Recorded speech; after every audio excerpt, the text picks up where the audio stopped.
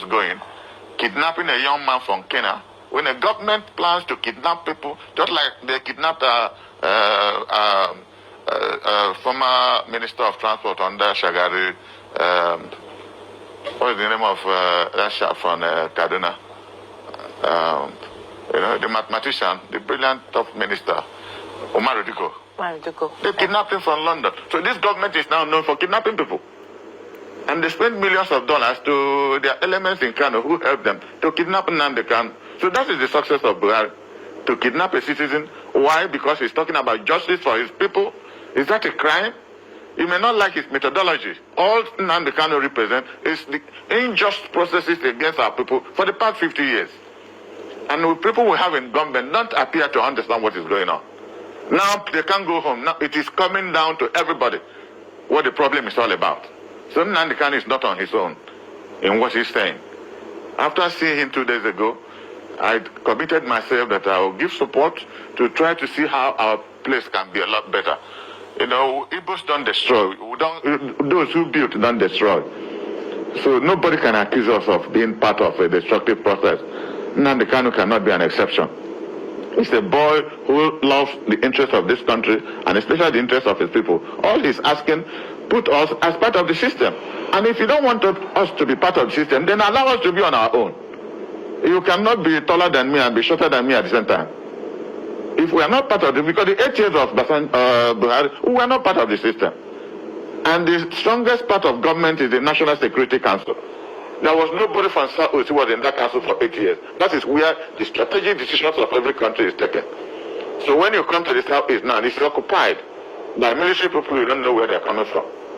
If there are 20,000 mobile policemen or policemen in general in the Southeast, not up to 100 of them are Igbos. So also soldiers. But you see, the exciting thing about it is that it does not stop our people from giving them arms, water, bread, and everything. Because now soldiers refuse to do what they are told to do. Every time I come out at any checkpoint, I will give them money. I deliberately do that. By this is this is not what they told us the Igbos are. These are the most benevolent people we have ever seen. They are so happy about it.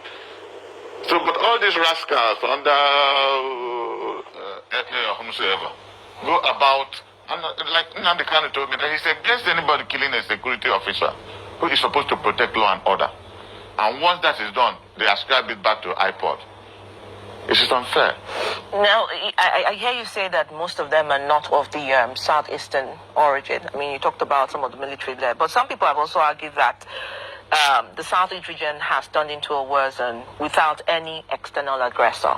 What I mean by this is that they have enemies within that they created by themselves because of the sit at home and, of course, the declaration by Simon Ekpa. So how do you look at those who are of the descent, who are of the origin of the Igbos, and how do they get re-evaluation of what they're doing and then perhaps some sense of reorientation? Some people have said, well, is the lack of job, is the lack of incentive, is the anger perhaps for some. And, of course, remember we had the prison break in Imo State and several parts, some years back. So really, is there a collaboration, even with those within which you've mentioned that are not of the Igbo descent, with those of the Igbo descent within? Well, I will address that by first saying the nature of leadership we now have in the Southeast is pretty unfortunate because we have presidents Nnamdi Azikiwe, Emaya Bara, Alvan Ikoku, SG Koku, Sam Mbakwe, Dr. Nwafo Rizo, Dr. Alex Ekweme, even in recent times, Jim Mobodo. Come to Anambra and see what Ngige did as governor, even though that election was one kind. What Peter Obi did as governor. We have presidencies of Igbo leadership that works. Why is it that the present leadership in the 5 states are not working together to be able to protect our people? That's what I'm saying. If they sit down together, they can use your head with all our technocrats to see how our place can be protected. Look at what's going on. It's not just in the Southeast.